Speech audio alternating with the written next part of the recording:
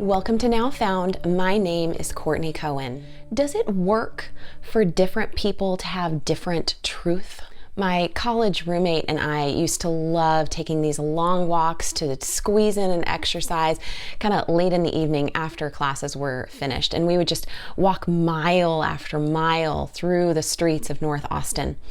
And one night, I remember we went on a walk and it was late. The sky was black and we were passing by this little church, and against the night sky, there was a beautifully illuminated steeple.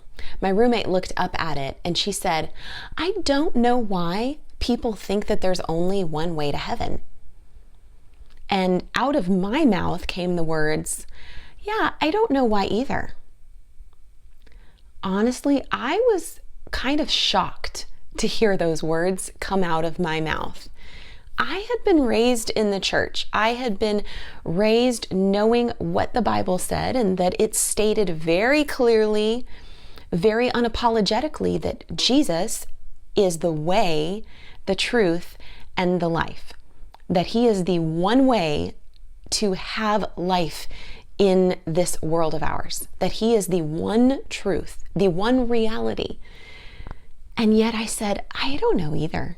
Have you ever seen one of those bumper stickers that has the symbols that kind of spell out coexist? Coexist. Yeah, they're interesting to me because I think people who use those or who admire them, or even the gentleman who created that graphic, I think that they believe that it's somehow profound, that it's somehow a profound level of tolerance for humanity and all of our varied beliefs. But to me, it really seems ignorant of what every individual belief represented on this little bumper sticker is. Because each of those little symbols that kind of looks like a letter represents vastly opposing belief systems. They don't fit together at all. Some of the main belief systems that are represented on the coexist bumper sticker. You have Islam, you have pacifism, you've got gay rights, Judaism, paganism, you have Taoism, and you have Christianity. So there's a wide array, and then you also have different variations of that graphic that represent and pull in other belief systems as well, trying to pull in as many as possible into this one little graphic. So it's kind of interesting to look at it and try to figure out how might these all work together. Now, I think what is implied is that we should all just be content to let your truth be your truth and my truth be my truth. Own your truth, But what if your truth says that because I don't agree with your truth and I have my own truth, that you should murder me because of my truth? What do? What if your truth says that there is an infinite number of truths and my truth says that there's only one? How can those things be reconciled? Here is something amazing about humanity. Within every human soul is a desire to seek something that is beyond us, something that is deeper and more real than what we can see and touch and taste and hear and smell. It's something beyond our senses. There is this inner knowing that there is something beyond. And so humanity, we have tried to put labels on this sense, on what we discover through this sense of knowing.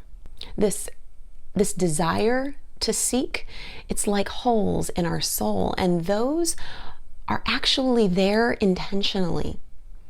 We were not all born complete and perfect. We were born with holes that needed to be filled. And the thing is, they can only be filled by one source, and that is God. That's God. And yet, historically, we have this tendency to rely on ourselves, to be self-dependent, to be independent of others and any being that's higher than us, because we we tend to think, I've got this.